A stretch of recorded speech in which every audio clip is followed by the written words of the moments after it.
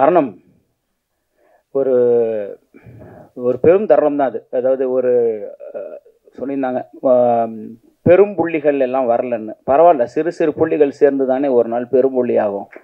வைக்கலாம். அதனால் ரொம்ப நல்ல பெரிய அனுபவம். ஆனால் இது நல்லா இருக்குது எனக்கு இந்த அனுபவம். அதனால் அவர் சொன்ன மாதிரி ஆன்டி டிப்ரெஷன், இன்சோம்னியாலேருந்து எல்லாமே வந்துருச்சு எனக்கு. அது பரவாயில்ல. ஆனால் 20 வருடம் சினிமாவில் இருந்தவனே நீங்கள் இந்த அடி அடிக்கிறீங்கன்னா புதுசாக அவரோட என்ன அடிடா நீங்கள் அடிப்பீங்கன்னு தோணுச்சு எனக்கு. ஆனால் ஒரே ஒரு திமிரு, அது தமிழ்னால இருறா நான் நின்று பார்க்குறேன்டா நிற்கிறேங்க, வேற ஒன்றும் இல்லை. வேற ஆளாக தான் நிற்பாங்களேன்னு தெரியல நான் இருக்கிற இடத்துல. அப்பேற்பட்ட ஒரு விளையாட்டு விளாட்றாங்க சீரியஸாக. என்ன மாதிரியான அரசியலாக இருக்குது. ஒரு கலைக்குள்ளேயே கலையை கொள்கிறவர்கள் இருக்கிறது அது சினிமாவாக தான் இருக்கும் போல இருக்குது. வெளியில் இருப்பானான்னு தெரியல. வெளியேருந்து ஒரு எதிரி வருவான், வெளியேருந்து ஒரு விஷயம் வரும், எங்கேயாவது ஒரு 2 துரோகி இருப்பான், இடுப்பில் குத்துவான்.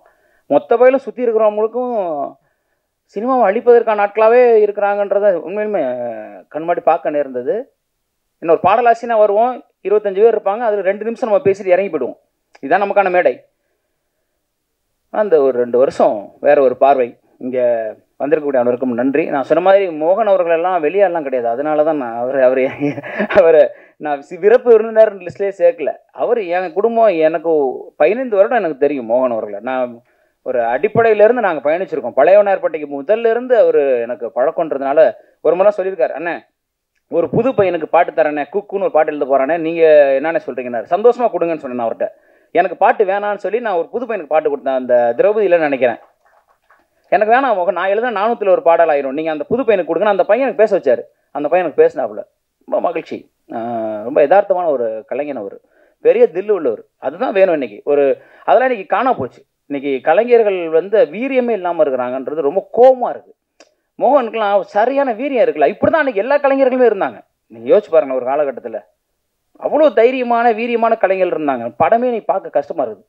வெட்டுறான் குத்துறான் இருக்கட்டும், என்னமே. அதில் நன்றி மோகன் அவர்களே. இருந்தாலும் சொல்கிறதுக்காக ஒரு பேச்சுக்காக மகிழ்ச்சி.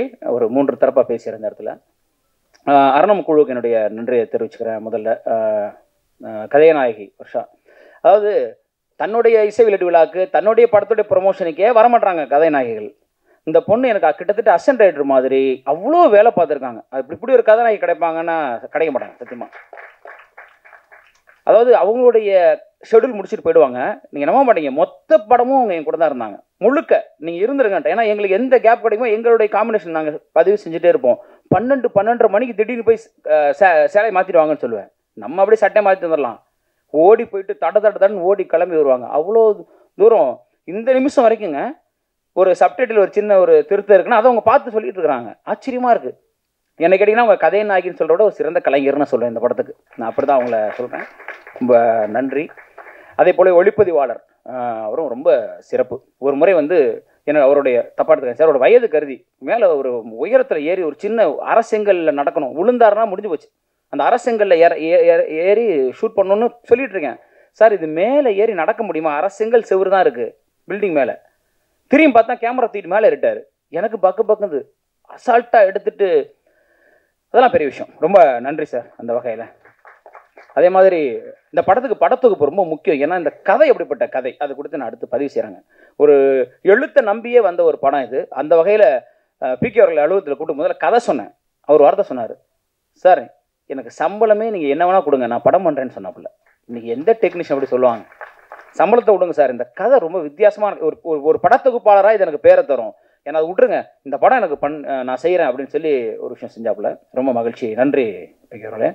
அதே போல் என்னுடைய இசையமைப்பாளர், இன்னொரு கதைநாயகி, எல்லாருக்கும் ஒரு சிக்கல் இருக்குது. உங்கள்கிட்டையும் ஒரு வேண்டுகோள் வச்சுக்கிறேன், தயவு செஞ்சு பார்த்துக்குங்க. சுற்றி காய்ச்சலாக இருக்குது, எல்லாருமே உடல்நிலை சரியில்லாமல் இருக்காங்க. அதனால் ஒரு அன்போடு நான் உங்களை கேட்டுக்கிறேன், நீங்கள் தண்ணி குடிக்கிறது எல்லேருந்து சாப்பிட்றது எல்லாமே பார்த்துக்குங்க.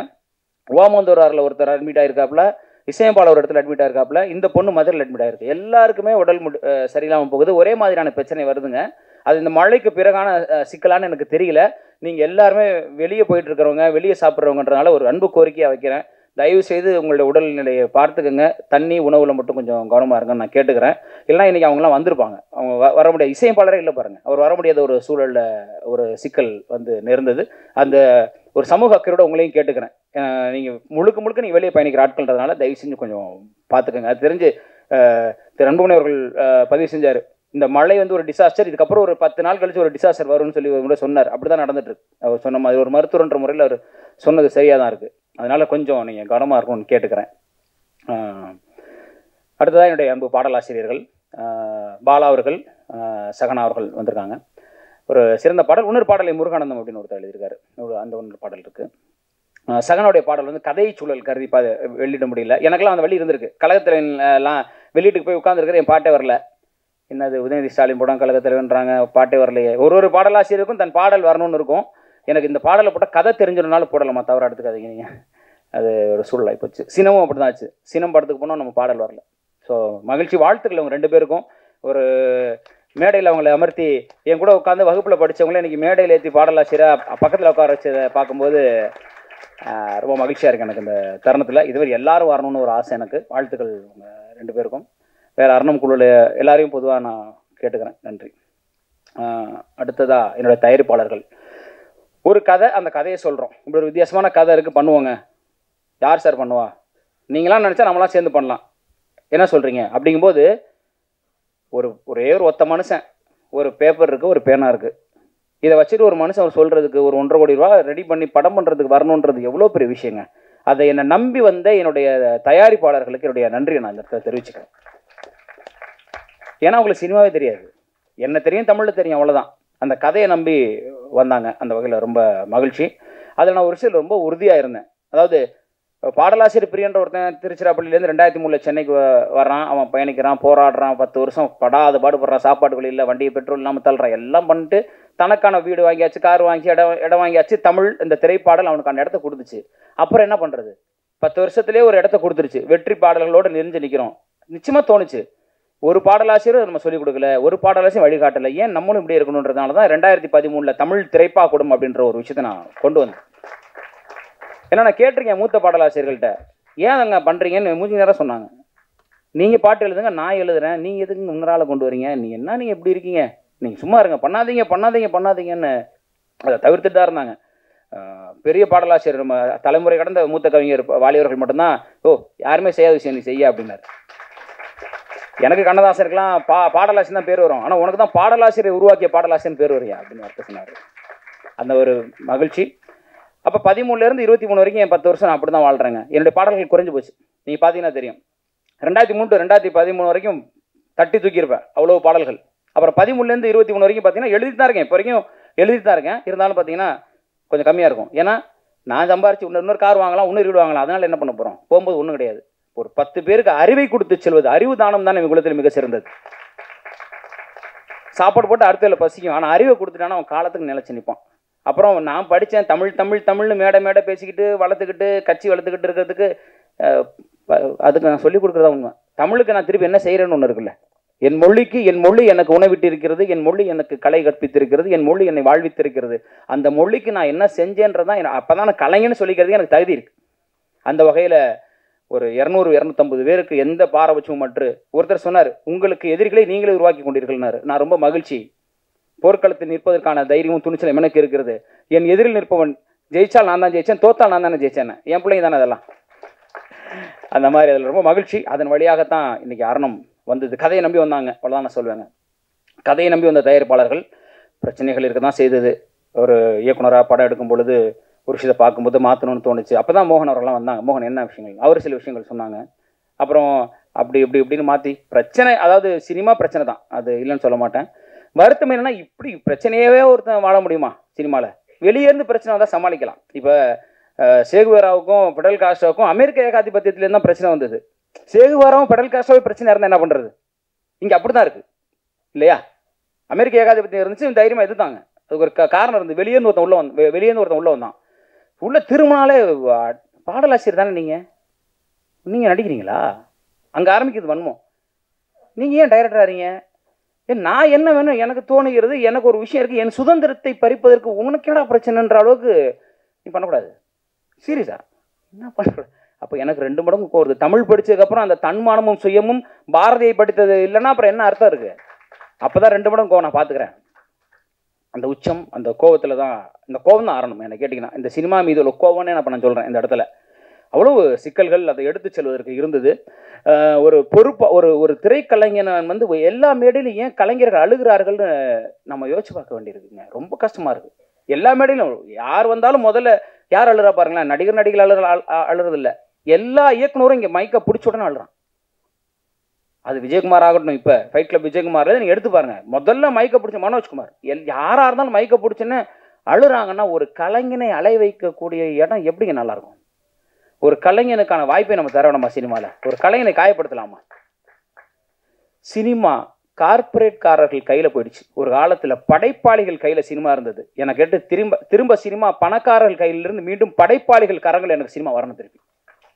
ஒரு பாலுமேந்திரா ஊட்டியில் போயிட்டு அசால்ட்டாக படம் எடுத்து வந்துட்டார்.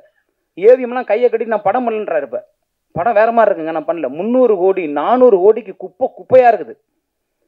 சித்தா மாதிரி, அயோத்தி மாதிரி, அற்புத கிடா வந்து புலம்புறாரு. எறும்புன்னு ஒரு படம் வந்தது, யாருக்கும் தெரியாது. ஒரு ஆகச்சிறந்த கலையை மக்கள் ரசிக்க தயாராக இருக்காங்க, சத்தியமாக ரசிக்க தயாராக இருக்காங்க. சில படங்கள் திரையரங்குகளில் தோற்ற படங்கள் ஓடிடியில் ஓடிட்டு இருக்கு. நீங்கள் பார்த்தீங்கன்னா தெரியும், ஓ இந்த படம் வந்திருக்கா, நல்லா இருக்கு. அப்போ மக்கள்கிட்ட கொண்டு போய் சேர்க்கவே முடியல இந்த படத்தை. ஒரு படம் 1500 தியேட்டர்லையும் அவங்க தான் வருவாங்க. அத்தனை ஷோவும் நீங்கள் தான் வருவீங்க. ஓடிட்டு இருக்க படத்தை தூக்கிடுவீங்க. புது படம் வர முடியாது. அரணம் தோற்றாலும் அதை எதிர்கொள்ள தயாராக நான் நினைக்கிறேங்க. அந்த ஒன்றில் தான் நான் நின்றுருக்கேங்க. சும்மா நாச்சுக்கு நான் அரணம் ஜெயிச்சிரும், அரணம் பயங்கரமாக அப்படியே ஆகிடும்லாம் எனக்கு தெரியாது. ஏன்னா இந்த கும்பலில் இதுக்கப்புறம் அட்லீஸ்ட் நான் படத்தை எடுத்து ரிலீஸ் பண்ணுற தில் எனக்கு இருக்குடான்றது அவ்வளோதான். எனக்கு அதுக்கு தான் வந்து நிற்கிறேன். அவ்வளோதான், எதிர்கொள்றதுக்கு தயாராக இருக்கேன். அதாவது உண்மையை சொல்ல போனால் இந்த திமிங்கலங்களுக்கு மத்தியில் நான் தோல்வியை எதிர்கொள்வதற்கு தயாராக வந்து நிற்கிறேன். அவ்வளோதான். அப்புறமா அடுத்து படம் பண்ணணும், அதுக்காக ஓடிலாம் போயிட மாட்டேன். அதான் உண்மை. ஸோ படைப்பாளிகள் கரங்களில் திருப்பி சினிமா வரணும். எங்களுடைய தனித்தனி படைப்பாளிகள் எடுத்த சினிமா எங்களுக்கு மீண்டும் வேணும். உங்கள் 200 கோடி 300 கோடி குப்பைகளை தயவு செஞ்சு எங்கேயாவது எடுத்து போடுங்க. நல்ல நல்ல கலைஞர்களை கலைகளை கொண்டாடுவதற்கு எங்கள் பத்திரிகையாளர்கள் இருக்கிறார்கள், மக்கள் இருக்கிறார்கள். இடையில பூந்துட்டு நீங்கள் பண்ணுற அட்டகாசம் தாங்க முடியல. ஒரு இடத்துலையும் நீங்கள் கொடுக்கக்கூடிய சிக்கல்கள் வந்து சினிமாவை சீரழித்து கொண்டிருக்கிறது. ஒரு படம் எடுத்தா ட்ரக்ஸு அட்டி தட்டி வெட்டி இதையே நீங்கள் படமாக காமிச்சிங்கன்னா மக்களுக்கு என்ன சொல்கிறீங்க? மக்களுக்கு என்ன கருத்தை நீங்கள் கொடுக்குறீங்க? என் படத்துல வெட்டு இருக்குங்க, எதுக்கு வெட்டுறான்? என் படத்துல பிரச்சனை இருக்குங்க, எதுக்கு பண்ணுறான்? சமூக அறம் வேணாமா ஒரு கலைஞனுக்கு? ஒரு கலைஞன் ஒரு கதையை பேசுகிற பொழுது, ஒரு கலையை மக்களிடம் கொண்டு செல்கிற பொழுது ஒரு அடிப்படை அறம் வேணாமா? ஏன் சித்தா கொண்டாடப்படுது? ஒரு பெண் குழந்தை மீதான பாலியல் வன்முறை பேசுகிற பொழுது எத்தனை குடும்பங்களுக்கு அது போய் சேருது? ஏன் அயோத்தி கொண்டாடப்பட்டுச்சு? எங்கிருந்தோ அந்த வடநாட்டு பெண்ணுக்கான ஒரு அன்பை எங்கிருந்தோ ஒருத்தன் செலுத்தினான்ற போது அந்த படம் எவ்வளோ பேருக்கு போய் சேருது? சினிமா சாதாரண கலை இல்லை, அது அற்புதமான ஒரு இடம். அதில் 1000 விஷயங்களை சொல்கிற இடத்துல வந்துட்டு அவ்வளோ ஒரு அட்டகாசமான ஒரு விஷயமா காசு மட்டும் இருந்தால் போதும் என்ன வேணால் பண்ணிடலான்னு படம் பண்ணுறாங்க. அப்போ பண்ணிட்டு போங்க, ஏதோ ஒன்று பண்ணுங்க. ஆனால் உண்மையிலுமே சினிமா பண்ண விட சீரியஸாக கிடா இயக்குனரை நினச்சி பார்க்கும்போது வருத்தமா. 10 டிக்கெட்டுக்கு கிடையாது வெளியே போனான்னு சொல்கிறாங்கன்னா எப்படி ஒரு திருப்பி கிடா எடுப்பார்? அழகர் சாமியின் குதிரை எடுத்த சுசீந்திரன் என்ன பண்ணிருக்காரு? நான் மகாநாளில் எடுத்து 100 நாள் வெற்றி பெற்ற அவர் எந்த தைரியத்தில் அழகர் சாமியின் குதிரை எடுத்து வந்து பண்ணார்? அவரை திருப்பி அடித்து விரட்டி அவர் திருப்பி கமர்ஷியல் சினிமாவுக்கு போயிட்டு இருக்காரு. இப்போ கலைஞர்களை ஊக்குவிக்க வேண்டுன்றது, ஏன்னா ஒரு கலைஞனா அந்த வேதனை எனக்கு இருக்குது. இப்போ இந்த இடமே எனக்கு அதுதான் நான் பதிவு செய்ய விரும்புகிறேன் நண்பர்களே. அதாவது என்ன செய்யும் சினிமா, என்ன ஒரு பொறுப்பாக என்ன ஆகுது? ஆன்டி டிப்ரெஷன், இன்செமினி, அதாவது போயிடுச்சு, உச்சகட்டத்துக்கு போயிடுச்சு. ஒரு ஆரம்பத்தில் நிற்கும் போது ஒரு 100 பேர் நிற்கிறான். திரும்பி பார்க்கும்போது இந்த வடிவேல் காமெடியில் வர மாதிரி எங்கடா இங்கே இருந்த ஒருத்தனையும் காணான்ற மாதிரி ஓடி போகிறான். ஒருத்தருமே இல்லைங்க பின்னாடி. பாடலாசிரியர் பிரியம் மட்டும் நிற்கிறான், எங்கடா யாரையும் காணோம். இந்த படத்துக்கு வேறு பணம் வாங்கியிருக்கலாம் வெளியே. எனக்கு ஒரு சாதனை வேணும்னு ஆசை. எப்படி பாடலாசிரியர் வாங்கின பாடலாசிரியர் ஆகணும்? தமிழ் திரைப்பாக்கூட மாணவர்கள் மட்டுமே தயாரித்த சாதனை இப்போ மோகன் அவர்கள் இங்கே பதிவு செய்கிறாருன்னு அதை நான் செஞ்சதுனால தானாச்சு. வெளியேருந்து காசு வாங்க வந்திருக்குமா? அது அதை செய்வதற்காக அத்தனை சிரமங்களை போராட்டங்களை தாங்க வேண்டியிருக்கு. மருத்துவமனையில் அட்மிட் ஆயிருங்கட்டாங்க. என்ன உச்சக்கட்ட ஆன்டி டிப்ரெஷனில் இருக்கீங்க, உங்களுக்கு செக் பண்ணும்போது இன்சோம்னியாவில் 6 மாதம் ஒருத்தன் தூங்கவே இல்லைன்னா அப்படி இருக்கும். தூக்கம் வந்து படத்துக்காக இல்லை, இவங்க பண்ணுற அக்கப்போருக்கு. ஒரு கலைஞனை இதுக்கு மேலே பண்ணுற கஷ்டப்படுத்துங்கிற அக்கப்போரா இருக்குது. இன்னும் யோசிச்சு பாருங்க, இன்னும் வரவே இல்லை. நான் வந்தா என்ன பண்ணுவாங்கன்னு தெரியல. இப்போ தான் கால் எடுத்து வைக்கிறோம். அதே வைக்க விட போகிறாங்களா இல்லை அடிச்சு முடிச்சுருவாங்களான்னு எனக்கு தெரியல. அது பரவாயில்ல, இருந்தாலும் நான் பாட்டு எழுத போயிடுவேன். இல்லை அதுவும் தரலன்னா தமிழோடு வாழ்ந்துருவேன். கடைசி வரைக்கும் தமிழ் தான் எனக்கு. அந்த தமிழ் என்னை காப்பாற்றும், தமிழை நேசிச்சு போய்கிட்டே இருப்பேன். அவ்வளோதான். அந்த தமிழ் எதை தருதோ, எங்கேயாவது 4 பிள்ளைங்களுக்கு பாடம் சொல்லி கொடுத்தா வாழ்ந்துருவேன். இவங்க நம்பி யாரும் இல்லை. ரொம்ப வருத்தமாக இருக்காது. தவறாக எடுத்துக்காதீங்க என்னுடைய உணர்வை. இங்கே இதை விட்டால் இந்த மேடையில் பதிவு செய்ய முடியாது. ஏன்னா இன்னும் நான் வெளியே வரல. எடுத்து முடிக்கிறதுக்குள்ள அவ்வளோ பிரச்சனைகள் போராட்டங்களில் நின்றுட்டு இருக்கோம். எங்கே தொட்டாலும் பணம், எங்கே தொட்டாலும் அரசியல். இன்றைக்கி நாளைக்கு எங்களுக்கு தெரியல எத்தனை திரையரங்கு வரப்போகுது அப்படின்னு. 22 நவம்பர் 24 எனக்கு தெரிஞ்சு ஓடி வந்துட்டு இருக்கோம் நாங்கள். நவம்பர் 24 வேணாங்க படம் அடுத்து ஐயோ வேணாங்க, அடுத்து எங்க வந்துடலாங்க, நமக்கு தான் தெரிஞ்சு போச்சு என்ன நடக்க போகுதுன்னு. நம்ம என்ன 300 நாள் ஓட போகிறோம். இன்னைக்கு எத்தனை பெரிய படம் வந்தாலும் 10 நாள், 1 வாரம், அதிகபட்சம் தாண்டினா 2 வாரம். ஆகச்சிறந்த படங்களுக்கு அப்படின்ற போது நாங்கள் ஒரு எளிய படம், ஒரு எளிய மனிதர்களுடைய முயற்சிங்கும் போது எங்களை 1 வாரம் தாங்க விடுறாங்களான்னு தெரில. நான் தான் தயாராகிட்டேன் அவர்கிட்ட. இப்படி யாராவது ஒரு ஒரு பொறுப்பில் போய் டிஸ்ட்ரிபியூட்டர் சொல்லியிருப்பாங்களே தெரில, என் படம் என்னன்னாலும் பரவாயில்ல ரிலீஸ் பண்ணுங்கன்னு சொன்னேன் அவர்கிட்ட. ஏன்னா அவர் படம் பார்த்தன விஷயம் சொன்னார். அதில் நான் அறிவுத்திர அவர்களுக்கு ரொம்ப நான் நன்றி தெரிவிச்சுக்கிறேன். 2-3 வெளியீட்டாளர்கள் வந்தாங்க, எல்லாருமே வெளியீட்டாளர்கள். இவர் அறிவுத்திரா சார்ட்ட ஏன் கொடுத்தேன்னா ஒரே விஷயம், அவர் டைரக்டர் ப்ரொடியூசர், என் வழி என்னன்னு அவருக்கு தெரியும், ஒரு கலைஞரோட வழி என்னன்னு ஒரு கலைஞனுக்கு தெரியுன்ற ஒரே காரணத்தினால தான் அவர் எடுத்துக்கிட்டாருங்க. அவருடைய பெருந்தன்மை, படம் பார்த்த உடனே படம் ரொம்ப பிடிச்சி போச்சு, தமிழ்நாடு, கேரளா, கர்நாடகா எனக்கு கொடுத்துருங்க சார் அப்படின்னாரு. எப்படி இருக்கும் காதில் கேட்கும்போது, நம்ம படத்தை ஒருத்தர் வாங்கிக்கிறேன்றாரு, பரவாயில்லையே. ஏன்னா வர்றவங்கெல்லாம் ஒரு கதை சொல்கிறேன், அதை மாற்றுன்றான், அது மாதிரி. அப்படி திரு அறிவுத்திரா அவர்கள் இப்போ கையை பிடிச்சி நிற்கிறதுனால ஓரளவுக்கு நான் நகர்ந்து போகிறேன். இல்லைன்னா ஒத்தாலாம் நின்றுட்டு இருந்தேன், என்ன பண்ணுறதுன்னு தெரியல. இத்தனைக்கும் இவ்வளோ பேர் சினிமாவில் நம்ம சுற்றி நிற்கிறான், எங்கே போனாங்கன்னே தெரியல எல்லாரும். நான் பெருமையாலாம் சொல்லிருந்தேன், நான் அவரை கூப்பிடுவேன், நான் இவரை கூப்பிடுவேன், நான் நம்பிட்டு இருந்தேன். அவங்க வந்துடுவாங்க, நம்ம தான் பாட்டு எல்லாமே நம்ம ஹிட்டு கொடுத்துருக்கோமே, எவ்வளோ பாட்டு ஹிட்டு கொடுத்துருக்கோம். ஒரு ஃபோன் பண்ணால் நமக்கு சப்போர்ட் பண்ணிட போகிறாங்க, ஒரு ஃபோன் பண்ண வாங்க கவிஞரன் பண்ணிடுவாங்கன்னு நினச்சேன். திரும்பி பார்த்தா ஒருத்தனையுமே காணோம். திருப்பி அடிக்கணும் போல எல்லாரையும். இதுக்காகவாது ஜெயிக்கணும்னு தோணுது, இதுக்காகவாது எந்திரிச்சு வந்துடணும்னு தோணுது. அந்த வகையில் அறிவுத்திரா அவர்களுக்கு என்னுடைய நன்றியை தெரிவிச்சுக்கிறேன் சார். ஏன் கூட நான் தான் ஓடுறேன், அவர் ஒரு ஏதாவது பெரிய ஆர்டிஸ்ட் படம் மட்டும் போக வேண்டியது தானே, என் படத்தை வெளியிடுறதுக்காக போராடிட்டு இருக்காரு அவருங்கும் போது அது ஒரு ரொம்ப மகிழ்ச்சி. போராட்டங்கள் தான், சிரமங்கள் தான். இப்போ பாருங்க, இப்போ கூட மோகன் அவர்கள் ஒரு விஷயத்தை சொன்னார், 29 கூட போகலாமான்னு. ஆலாம் ரைட், தயார் தான். இத்தனை வருடங்கள் காத்திருந்தவர்களுக்கு இன்னொரு வாரம், நீங்கள் சொன்னது சரிதான். ஒரு பிரச்சனை இருக்கும்போது நம்ம எப்படி கொண்டு வரும், 30 லட்ச ரூபான்றது பெரிய விஷயம். அந்த வகையில் அதை கண்டிப்பாக செய்யணும். அதனால் அதோட கொடுமை உத்ரா அவர்கள் மீண்டும் பதிச்சுறேன். வெளிப்படம் வந்தது கூட பரவாயில்லைங்க, முத்து ஆள வந்தான்னு 10 வருஷம் அவங்க என்ன சம்பாரிச்சாங்கல்ல, திருப்பி அதை வேற கொண்டு வரீங்க நீங்கள். இருக்கிறவங்களுக்கே தேட்டர் கிடைக்க மாட்டேங்குது, இருக்கிற படத்தை ரிலீஸ் பண்ணுறதுக்கு ப்ரொடியூசர் சாவுறான். இவங்க உட்காந்துட்டு எங்கெங்கேயோ அவங்க 10 வருஷம் சம்பாரிச்சதெல்லாம் குப்பையை போட்டு நோண்டி திருப்பி எடுத்து திருப்பி நீங்கள் தான் சம்பாரிச்சிட்டீங்கல்ல. இன்றைக்கி மட்டும் 3 தேட்டர் ஓடுதுங்களாங்க, திருப்பி அந்த தேட்டரை நீங்கள் படத்தை போட்டால் யார் நீங்கள் தான் சினிமாவை கொள்றீங்க. அப்புறம் நல்ல படம் வரல, மலையாளத்தில் சினிமா சூப்பராக இருக்குது, தெலுங்கில் சூப்பராக இருக்குது, அங்கே அருமையான கதை பண்ணுறாங்கன்னா நாங்கள் தான் கதை பண்ணுறோமே, நீங்கள் பார்க்க விட மாட்டீங்களே. நீங்கள் திருப்பி வேறு படங்களை 10 வருஷம் கழிச்ச படம் தேவையாங்க, நீங்கள் சொல்லுங்கள். அவன் டிவிலே 100 தடவை பார்த்துருப்பாங்க மக்கள். அதை இன்றைக்கி போய் திரையரங்குக்கு போய் பாருங்கள், வெளியே முழுக்க ஏதோ 10 வருஷம் பழைய படம் போஸ்ட் ஒட்டி வச்சிருக்காங்க. இல்லைனா ஹிந்தி படம் இருக்குது. அக்வாமேனுக்கும் நமக்கு என்னங்க சம்மந்தம் இருக்குது? அக்வாமேனுக்கும் நமக்கு என்ன சம்மந்தம் இருக்குது சொல்லுங்கள். அவன் சம்பாதிப்பாங்க, உலகளாவியாலும் சம்பாதிப்பான். என் தயாரிப்பாளர் அத்தனை 1000 படத்தை வச்சுக்கிட்டு எங்களுக்கு ஒரு கரம் கலைச்சிடாதா? அந்த படத்துக்கு பின்னாடி ஒரு 1000 குடும்பம், 500 குடும்பம் இருக்குது. அவெல்லாம் ஒரு சினிமா ஜெயிச்சிட மாட்டோமா, வந்துட மாட்டோம். நம்மனா நீங்கள் அக்வாமேனு டங்கு டுங்குன்னு நீங்கள் கொண்டு வந்தீங்கன்னா அதையாவது விட்டு தொலைங்க. முத்துவெல்லாம் இப்போ யாருங்க கேட்டாப்பாங்க? டிவியில் ஒரு 300 தடவை போட்டாங்க, யூடியூப்லேயே 10 லாங்குவேஜில் இருக்குது. நீங்கள் ஹிந்தியிலலாம் ரஜினி பேசுவார், நீங்கள் போட்டிங்கன்னா விட்டா கொரியன்லேயே பேசுவார், ஜப்பானீஸ்லாம் பேசுகிறாரு. ஏன்னா அவருக்கு ஜப்பான் ரசிகர்னு. அவ்வளோ தூரம் பார்த்த படத்தை திருப்பி எடுத்துகிட்டு தேட்டரை பிடிச்சிக்கிட்டு, புரியலைங்க எனக்கு. ஒரு சினிமா பண்ணுறோம், கொண்டு போகிறோம், எவ்வளோ ஒரு புதுசாக சொல்கிறேன். நீ நல்லா திட்டுங்க, சட்டை பிடிச்சி திட்டுங்க, வாய்க்கிலே பேசுறியா உன் படம் நல்லா இல்லை, கருத்து என்ன சொல்கிறேன்னு திட்டுங்க. அப்போ நாங்கள் வாங்கிக்கிறோம், நாங்கள் திருப்பி ஒரு நல்ல படம் திருப்பி கொண்டு வந்து கொடுக்குறோம். அதுக்கு எங்களுக்கு இடத்த கொடுங்க, வாய்ப்பு கொடுங்க, எங்கள் படத்தை விற்கிறதுக்கான இடத்த கொடுங்க. சுற்றி நின்றுட்டு இன்னும் முத்து ஆள வந்தான்னு டங்குன்னு காமெடி பண்ணிருக்காங்க. இதுக்கு பின்னாடி நாங்கள் 10 பேர் இங்கே போராடணும், ஐயா படம் கொடுங்க ஐயா. எந்த தொழிலுங்க முதலாளி கை கட்டுறான், கார்பரேட்காரன் கையை வைக்கிறானே. எங்கே போனாலும் பணம் போட்ட ப்ரொடியூசர் தான் கை கட்டுறான். எந்த தொழிலும் அது நடக்குமா? அது நமக்கு வரவும் மாட்டேங்குது. வேற நம்ம கட்டி பழக்கிறதா பரவாயில்ல, நம்ம இப்படி நிற்கிற ஆள் பழகிட்டோம் இப்படி நின்று, ஒன்றும் நடக்க மாட்டேங்குது. சரி, நடக்கட்டுங்க. ரொம்ப மகிழ்ச்சி ஐயா. என்னுடைய படத்துடைய முதல் பார்வையும் பத்திரிகையாளர்கள் தான் வெளியிட்டீங்க.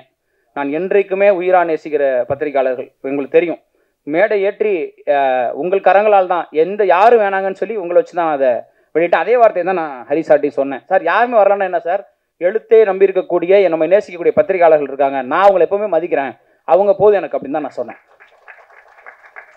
நீங்கள் வேற வழி இல்லை. ஏன்னா எங்கே போனாலும் ரொம்ப காசு கேட்குறாங்க, எதை தொட்டாலும் காசு கேட்குறான் பெருசா. அந்த அளவுக்கு திரும்பினாலும் காசு கேட்குறான், பயமாக இருக்குது. ஒரு இன்ஸ்டாவில் 2 நிமிஷம் ஆடுற பொண்ணு 50,000 கேட்குது. ஸோ ஹீரோயினுக்கே சம்பளம் கொடுக்க மாட்டான். ஏன் நீங்கள் என்ன 2 நிமிஷம் ஆடுறதுக்கு 50,000 கேட்குறீங்க? ஒரு பொண்ணு கேரளாவில் ஆடுது 2 lakhs சார் அப்படின்னுச்சு. எதுக்குமா அப்படின்னு. அது 30 செகண்ட் சார். எம்மா 30 நொடி நீ ஆடுறதுக்கு 2 லட்சமாம்மா. எங்கள் கலைஞன்ட்ட கொடுத்தா 2 வருஷம் விடிய விடிய வேலை பார்ப்பாம்மா. அதை கொடுத்தீங்கன்னா எங்கே திரும்பினாலும் நம்மளால் முடியாதுங்க. நம்மளால் ஒரு படம் எடுக்க முடிஞ்சதுங்க, தரமான ஒரு படம் எடுத்திருக்கோம், அதை நம்புகிறேன் நான். அதுக்கான உத்தரவாதம் நான் உங்களுக்கு கொடுப்பேன். ஏன், ஒரு எழுத்தாளனின் கதை, ஒரு எழுத்தாளனின் கதை இது. அரணம் என்பது ஒரு எழுத்தாளன் எழுதிய கதை.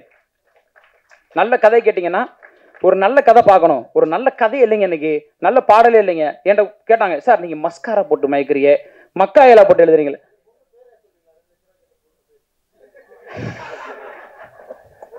அது நம்ம அமலா சாஜி தான், வேற யாரு? ஃப்ளைட்லாம் போட்டு தெரியுங்களான்னு வேற கேட்டுச்சு. ஏமா நானே ஃப்ளைட்டில் போகலாமா, எங்கம்மா ஃப்ளைட்டில் போட்டு கூட்டு போனோன்னு தலை சுற்றிருச்சு எனக்கு. இல்லை ஃபஸ்ட்டு காதில் உள்ள சரியா எங்கள் மேனேஜர்கிட்ட பேசுன்றாங்க, பிஆர்ஆர்ட்ட பேசுன்றாங்க. யோ என்னையா நினச்சிட்டு இருக்கீங்க, என்னையா நடக்குதுங்க? இன்ஸ்டா மட்டும் ஒரு திறந்து வச்சுட்டு ஃபிலிம் நியூஸ் ஆனதன் மாதிரி எப்பேற்பட்ட பத்திரிகையாளர்கள் இருந்த துறைங்க அது. எப்பேற்பட்ட மூத்த பத்திரிகையாளருங்க அவர். நான்லாம் அவர் இருக்கும்போது இருந்தேன்றது எனக்கு பெரிய மகிழ்ச்சி. என்னெல்லாம் அவர் வந்து எழுதினார், தம்பி சொல்லுப்பா உன் முகவரி சொல்லுப்பான்னு.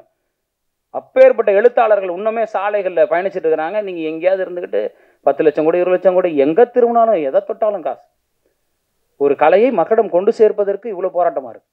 என் பத்திரிகையாளர்கள் எவ்வளோ சப்போர்ட் பண்ணுறாங்க. நீ யாருன்னே தெரியல உட்காந்துட்டு நாங்கள் அவங்களுக்கு கொடுப்போம் அப்படின்னு நினச்சா அவங்களுக்குலாம் ஆளாளுக்கு ஒரு வீடு வாங்கி கொடுத்துலாம் போல இருக்கு. உங்களுக்குலாம் எங்க வாங்கன்னு சீரியஸாங்க, ரொம்ப கொடுமையாக இருக்குது. அந்த வகையில் அரணம் ஒரு எழுத்தை நம்பி உருவாக்கப்பட்ட ஒரு திரைப்படம், ஒரு சிறந்த கதை. அது உரிமையாக நான் சொல்ல முடியும். முதல் பாதி இன்டர்வல் இடைவேளை அப்போ நீங்கள் படம் பார்த்துட்டு போட்டியே வைக்கலாம். 1 லட்ச ரூபா நான் கொடுக்குறேன், செகண்ட் ஹாஃப் என்னன்னு சொல்லிட்டீங்கன்னா அப்படியே சொல்லாங்க. அரணம் படத்தை பார்த்துட்டு முதல் பகுதியை பார்த்துட்டு இடைவேளைக்கு பிறகு வெளியே வந்துட்டு, இல்லை இடைவேளை மேடையிலேயே நீங்கள் இதாங்க நீங்கள் சொல்லிட்டீங்கன்னா நான் மேடையில் 1 லட்ச ரூபா கொடுத்துடலாம். அந்த திரைக்கதை அப்படி இருக்கும். அந்த கதை ஒன்றை நோக்கி ஆரம்பித்து ஒரு உணர்வை பிரதிபலித்து பிரதிபலித்து பிரதிபலித்து ஒரு இடத்துல நின்றோம். இந்த படம் முதல் முறை ஒரு பெரிய தயாரிப்பாளர் ஒருத்தர் வந்தார், வெளியீட்டாளர். அவர் ஒரு ஆள் விட்டுருங்க, அவர் அவன்டா அப்படின்ற மாதிரி ஒரு ஆள். படம்லாம் பார்த்துட்டு இது ரிஸ்க் நான் எடுக்க மாட்டேன் அப்படின்னாரு. எனக்கு நல்லா இருந்தது. ஃபர்ஸ்ட் ஆஃப் முதல் பகுதி முழுக்க ஒரு ஸ்க்ரீன் பிளே, ஒரு திரைக்கதை. 2வது பகுதி முழுக்க வேறொரு திரைக்கதை. இது வரைக்கும் அப்படி பதிவு செஞ்சதில்லை. அவர் சொன்னார், இப்படி பண்ணக்கூடாது, நீங்கள் ஸ்க்ரீன் பிளே ஜம்ப் பண்ணியிருக்கீங்க. முதல் பகுதி முழுக்க ஒரு திரைக்கதை சொன்னீங்கன்னா அதை நோக்கியே தான் போகணும். நான் ஏன் சார் அதை நோக்கியே போகணும்னு கேட்டேன். எவன் தான் மாத்துறது? அப்போ முதல் பகுதி முழுக்க ஒரு திரைக்கதை, இடைவேளைக்கு பிறகு நீங்கள் வந்து படம் பார்க்க ஆரம்பிச்சிங்கன்னா வேற ஒரு டைப் ஆஃப் ஸ்க்ரீன் பிளே, வேற ஒரு வகையான திரைக்கதை ஓடும். அங்கே முதல் பகுதியில் இருந்த ஒரு வசனம், ஒரு கேரக்டர், ஒரு பொருள் கூட உங்களுக்கு 2வது பகுதியில் இன்னொரு பதிலை கொடுக்கும். இந்த வாழ்க்கை இப்படி நேராக பார்க்கும்போது ஒன்றை சொல்கிறது, ஆனால் அதற்கு இன்னொரு முகம் இருக்கும்ல, உண்மையான முகம் இருக்கும்ல. அதை சொல்லும்போது அட அப்படியா, ஓ அதான் இப்படியா அப்படின்னு உங்களை உடச்சி உங்களுடைய பதிலெல்லாம் கொடுத்துக்கிட்டே முடிச்சு அவுத்துட்டே வரும். அதுவும் ஒரு படத்துக்கு கிளைமாக்ஸை சொல்லிட்டு படம் பண்ணுறதுக்கு பெரிய திமிரு வேணும். நான் கிளைமாக்ஸை சொல்லிட்டேன், நீங்கள் படம் ஆரம்பிச்சு கொஞ்ச நேரத்தில் கிளைமாக்ஸ் தெரிஞ்சிடும் உங்களுக்கு. ஆனால் அது எப்படி நடந்ததுன்னு ஓப்பன் கிளைமாக்ஸ் வச்சுட்டு இதில் ஒரு கதை திரைக்கதை எழுதியிருக்காங்க. ரொம்ப திமிராக இருக்கும் பேசும்போது, அதான் உண்மை. இருக்கிற யதார்த்தத்தை நான் சொல்லி ஆகணும். அப்படிப்பட்ட ஒரு திரைக்கதை. அப்போ ஒரு நல்ல கதையை, நல்ல திரைக்கதையை, ஒரு நல்ல திரைப்படத்தை நீங்கள் பார்க்கணும்னு நம்பினீங்கன்னா நிச்சயமாக அரணம் உங்களுக்கு அதை வழங்கும். எங்களிடம் பெரிய பொருளாதாரம் கிடையாது, எங்களிடம் பெரிய நடிகைகள் கிடையாது, எங்களிடம் பெரும் புள்ளிகள் கிடையாது, எங்களிடம் பெரும் தயாரிப்பாளர்கள் கிடையாது. எங்களிடம் பெருந்தமிழ் இருக்கிறது, நல்ல கதை இருக்கிறது, நல்ல திரைக்கதை இருக்கிறது. எழுத்தை நம்புகிறவர்கள், ஒரு நல்ல திரைப்படம் பார்க்க வேண்டும் என்று நம்புகிறவர்கள், முடிவில் ஒரு நல்ல படம் பண்ணாயா நல்லா இருந்தது அப்படின்னு நீங்கள் சொல்லக்கூடிய ஒரு படமாக அரணம் இருக்கும். இந்த வாழ்வின் எங்கெல்லாம், அதாவது தூர வானில் பறந்தாலும் பறவை மேகம் ஆகாது, மரக்கிளைதான் அதன் கூடு இறங்காமல் போகாதுன்னு ஒரு கவிதை எழுதினேன். அந்த மாதிரி இந்த வாழ்வு எதை நோக்கி நீங்கள் எத்தனை கோடி பேரை சுற்றி வந்தாலும் இறுதியில் நீங்கள் அடைவது உங்கள் வீடு என்கிற கூடு. அந்த வீடும் அந்த வீட்டுக்குள்ளே இருக்கிற அந்த 4 பேரும் 3 பேரும் எவ்வளோ முக்கியன்றதான் இந்த அரணம் பேசுது. இந்த சமூகம் எவ்வளோ முக்கியன்றதை சாதாரண, அதுக்காக உடனே மெசேஜ்லாம் சொல்கிறேன்னு சொல்லி நினச்சிடாதீங்க. கதையோட்டத்தோடு போகும். மகிழ்ச்சி, நிறைய பேசுகிறேன்னு நினைக்கிறேன். நல்லபடியாக உங்களுடைய அன்பை கொடுங்கள். இந்த இந்த இந்த இதெல்லாம் போனதுக்கப்புறம் என்ன படம் பண்ண விட்டானுங்கன்னா அடுத்த படத்தில் சந்திப்போம். இந்த படத்தை வெளியிட விட்டாங்கன்னா வெளியீட்டில் சந்திப்போம். படம் கொஞ்சமாவது ஓடிடுச்சுன்னா சந்தோஷம். என் தயாரிப்பாளர்கள் ஒரு வார்த்தை சொன்னார், அதுதான் எனக்கு தைரியமே. இவ்வளோ தைரியத்தை நான் தனியாக அப்படி எடுக்க முடியும். என் தயாரிப்பாளர்கள் தோற்றாலும் என்னோடு நிற்பார்கள்ன்ற நம்பிக்கை எனக்கு இருக்குது. அந்த நம்பிக்கையில் தான் படம் பண்ணியிருக்கேன். வெற்றியோ தோல்வியோ எதிர்கொள்ள தயாராக இருக்கிறேன். எது வந்தாலும் ஏற்றுக்கொள்கிறேன். என் படம் நல்ல படம் எனக்கு தெரியும்.